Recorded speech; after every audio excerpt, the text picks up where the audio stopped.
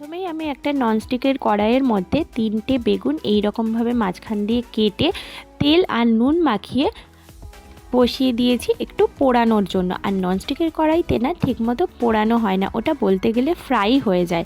তো চলো এগুলো দেখো মোটামুটি একটুখানি ফ্রাই হয়ে যাচ্ছে, আস্তে আস্তে বেগুনটা কিন্তু নরম হয়ে যাচ্ছে। এবার বেগুনটা নরম হয়ে গেলে আমি এগুলোকে নামিয়ে দেবো। আর এগুলো কিন্তু আমি বেশ ভালোভাবে উল্টে পাল্টে সব দিক থেকে কিন্তু ফ্রাই করে নিচ্ছি। আর বেগুন ভর্তাটা কিন্তু আমি ফ্রাই করেই করব। অনেকে বেগুন পুড়িয়ে ভর্তা করে, আর আমি ফ্রাই করে করব, দুভাবেই কিন্তু করা যায়। বেগুনগুলোর সব খোসাগুলো কিন্তু ছাড়িয়ে নিয়েছি। দেখতেই পাচ্ছ যে খোসা একদমই নেই। অ্যাকচুয়ালি ফ্রাই করলে কিন্তু খোসাগুলো ছাড়াতে আমার মনে হয় খুব ইজি হয়, সেই জন্য আমি কিন্তু এই প্রসেসেই বেগুন পোড়াটা করি। এবার চলো নেক্সট প্রসেসে যাওয়া যাক। ফার্স্টে আমি কড়াইয়ের মধ্যে তেলটা গরম করে কতগুলো কুচনো পেঁয়াজ কিন্তু আমি এর মধ্যে ভাজতে দিয়ে দিয়েছি। তোমরা বেগুনের পরিমাণ অনুযায়ী পেঁয়াজ দিও, আমি পেঁয়াজটা কিন্তু সেইভাবেই দিয়েছি। আর আমার একটু বেশি পেঁয়াজ দিলে খেতে খুব ভালো লাগে মনে হয়, সেই কারণে আমি কিন্তু পেঁয়াজের পরিমাণটা একটু বেশিই দিয়েছি। আমি এর মধ্যে এবার একটুখানি অল্প পরিমাণ নুন অ্যাড করে দিলাম আর সামান্য একটু হলুদ গুঁড়ো দিয়ে দিলাম।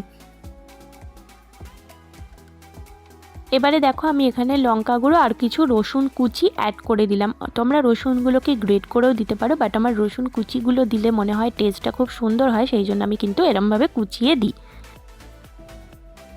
এবার আমি এগুলোকে খুব ভালোভাবে মিক্স করে নিলাম, যাতে ভালোভাবে মশলাগুলো সব কিছুর সাথে মিক্স হয়ে যায়। এখন আমি এর মধ্যে অ্যাড করে দিলাম টমেটো কুচি। টমেটোগুলোকে আমি ছোটো ছোটো করে একটুখানি কেটে নিয়েছিলাম, যদিও সবগুলো স্লাইস আলাদা হয়নি, তো এগুলো কেটে নিয়েছিলাম। এবার আমি এগুলো দিয়ে দেবো। টমেটোগুলো একটুখানি নরম হওয়ার জন্য আমি কিন্তু অল্প সময়ের জন্য ঢাকা দিয়ে রাখবো।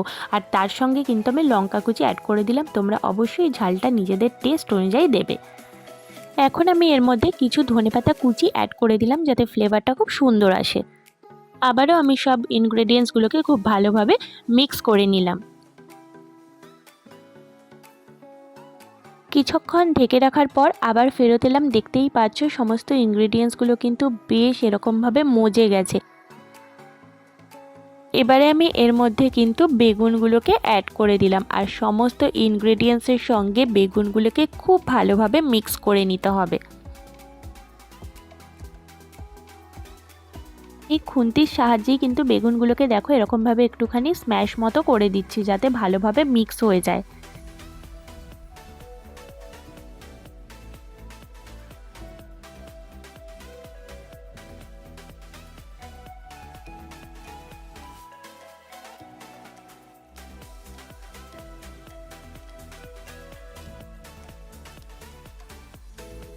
আমার রান্নাটা প্রায় হয়েই এসেছে, আমি এবার এটাকে নামিয়ে দেব। আর পুরো রান্নাটা কিন্তু আমি একদম কম আঁচে করেছি।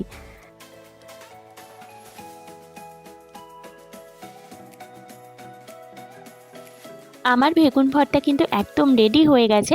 আর আমি কিন্তু ওপর থেকে গার্নিশিংয়ের জন্য একটু কাঁচা ধনেপাতা ছড়িয়ে দিয়েছি, যেটা কিন্তু খেতে বেশ ভালোও লাগে আর দেখতেও ভালো লাগে, আর স্মেলটাও কিন্তু খুব সুন্দর আসে। তো এই ছিল আমার আজকের রেসিপি। যদি ভিডিওটা ভালো লেগে থাকে প্লিজ একটা লাইক কমেন্টে শেয়ার করতে ভুলো না। আর আমাকে আরও উৎসাহ দিও, একটুখানি চ্যানেলটা সাবস্ক্রাইব করে চ্যানেলটার পাশে থেকো, তাহলে আরও নতুন নতুন ভিডিও নিয়ে তোমাদের সঙ্গে আমি হাজির হয়ে যাব, তোমাদের সঙ্গে আড্ডা দিতে। চলো আজকের ভিডিওটা এখানেই শেষ করে দিলাম। সবাই খুব ভালো থেকো, সুস্থ থেকো, সাবধানে থেকো। আবারও আসছি খুব তাড়াতাড়ি তোমাদের সঙ্গে দেখা করতে। চলো সবাইকে টাটা।